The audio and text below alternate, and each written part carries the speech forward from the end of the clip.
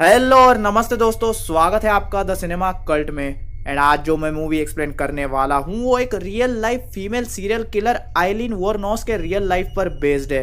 अब स्टार्टिंग में मूवी की स्टोरी सुनते वक्त शायद आपको लगेगा कि ये क्या है, काटाकुटी कहाँ पर है, खूना खून कहाँ पर है, पर स्टोरी ध्यान से सुनना क्योंकि उससे ही आपको समझ में आएगा कि आखिर आइलीन की लाइफ में ऐसा क्या हुआ जिससे वो इतने खून करने लग गई। एंड हर बार की तरह जो मैं हॉरर मूवी एक्सप्लेन करता हूँ ये मूवी उससे बहुत हटकर है। तो आज मैं एक्सप्लेन करूंगा 2003 में आई क्राइम थ्रिलर मूवी मॉन्स्टर को। IMDb पे इसे मिले हैं 7.3 आउट ऑफ 10 स्टार्स और इसका मेटाक्रिटिक स्कोर है 74%। सड़े हुए टमाटर पर यह है 81% फ्रेश विद 81% ऑडियंस स्कोर। सो अब बिना किसी देरी किए रोल द इंट्रो।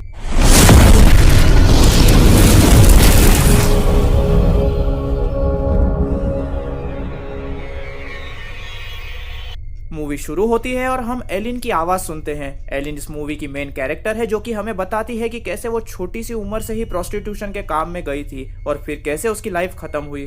फिर स्टोरी आगे बढ़ती है और हमें एक गे पब दिखाया जाता है जहाँ शेल्बी नाम की एक लड़की अकेली बैठी होती है।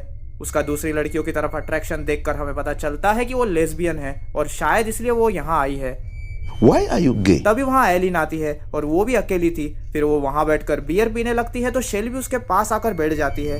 वो एलिन से उसका नाम पूछती है और खुद को इंट्रोड्यूस करती है, पर एलिन उसकी बातों में बिल्कुल भी इंटरेस्ट नहीं ले रही होती। शेल्बी उससे उसका काम पूछती है तो वो शेल्बी को झूठ बोलती है कि वो एक कारपेंटर थी। फिर एलिन के पास बियर पीने के लिए और पैसे नहीं थे तो वो वहाँ से उठकर जाने लगती है, पर शेल्बी उसे रोकती है, जिस पर एलिन कहती है अपना हाथ हटाओ, मुझे लड़कियों में कोई इंटरेस्ट नहीं।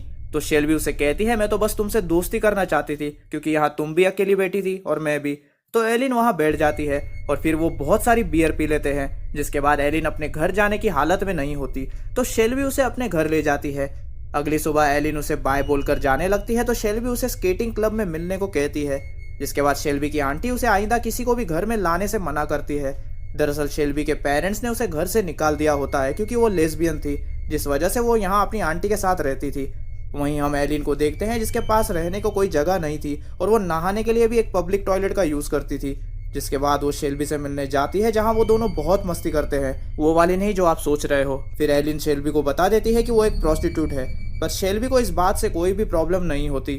फिर वो दोनों स्केटिंग करते हैं जहां वो दोनों बहुत क्लोज आ जाते हैं और बाहर एक दूसरे के साथ मस्ती करते हैं, एक दूसरे को किस करते हैं। अब वो दोनों एक दूसरे को बहुत पसंद करने लगे थे।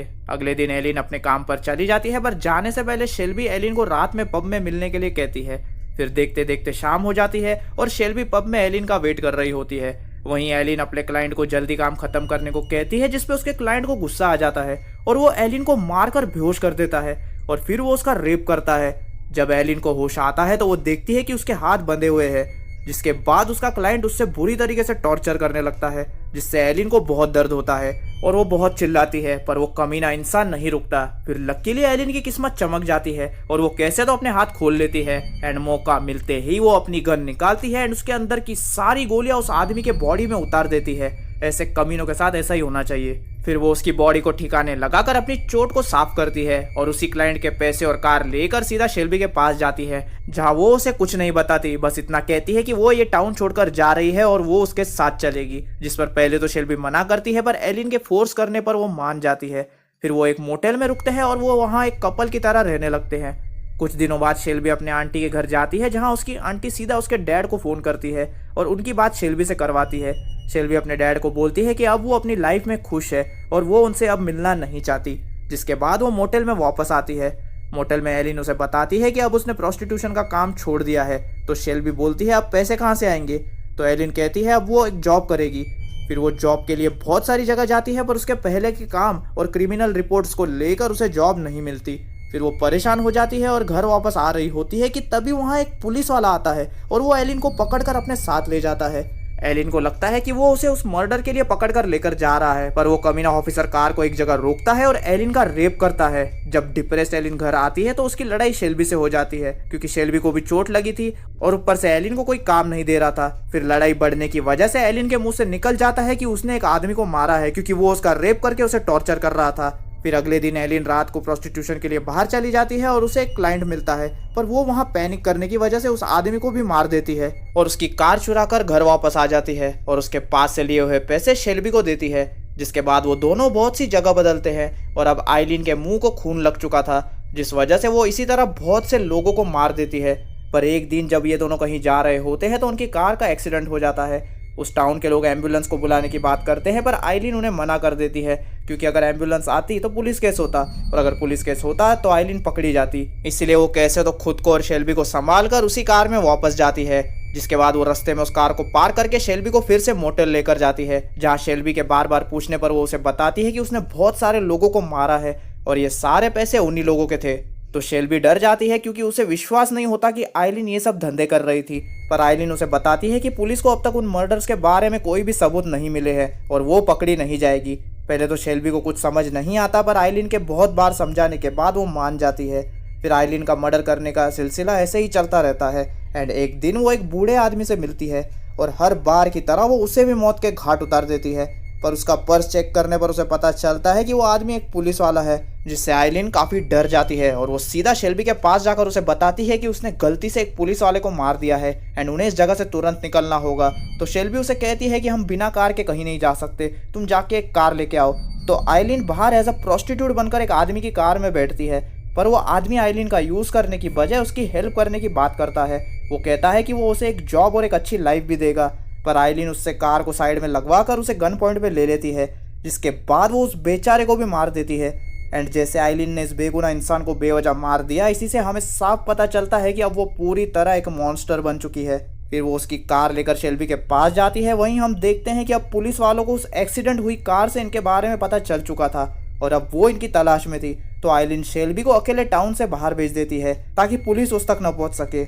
वहीं एक दिन जब आइलिन क्लब में होती है तो उसे कुछ क्लाइंट्स मिलते हैं एंड हमेशा की तरह आइलिन उनका भी गेम बजाने वाली थी, पर जब वो उनके साथ जाती है तो वो उसे पकड़ लेते हैं, क्योंकि वो कोई क्लाइंट्स नहीं बल्कि उसके ससुराल वाले थे। फिर सीन सीधा कोर्ट में शिफ्ट होती है, जहां आइलिन को जज के सामने लाया जाता है और शेल्बी भी वहां आती है, पर वो आइलिन के हक में नहीं बल्कि उसके खिलाफ गवाही देती है। वो मैन जिसके लिए आइलिन ने इतने सारे खून किए और उसे बचाने के लिए उसे खुद से अलग कर दिया, उसी ने आइलिन को धोखा दे दिया। पर आइलिन का प्यार सच्चा था, तो शेल्बी को बचाने के लिए वो ये कबूल कर लेती है कि उसने अकेले ने ये सारे खून किए हैं। जिसके बाद आइलिन को इतने सारे लोगों के मर्डर के केस में मौत की सजा सुनाई जाती है और 9 अक्टूबर 2002 को आइलिन को एक लीथल इंजेक्शन के थ्रू मौत की सजा दी जाती है एंड मूवी वहीं ख़त्म हो जाती है।